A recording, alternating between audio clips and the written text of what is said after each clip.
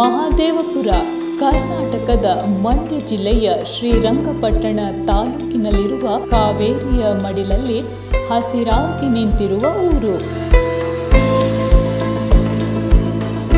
ಹಚ್ಚ ಹಸುರಿನಿಂದ ಕಂಗೊಳಿಸುವ ಈ ಸ್ಥಳದ ಆಕರ್ಷಣೆಯೇ ಬೇರೆ.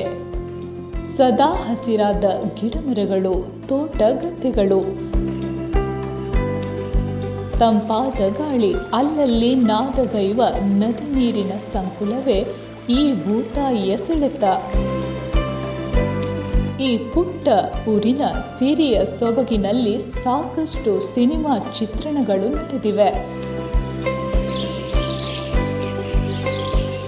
ಹಳ್ಳಿಯ ಸೊಗಡು, ಹಸಿರಿನ ತಂಪು, ಹಕ್ಕಿಗಳ ಚಿಲಿಪಿಲಿಯ ರಾಗ ಕೇಳಲು ಇದೊಂದು ಅದ್ಭುತ ತಾಣ.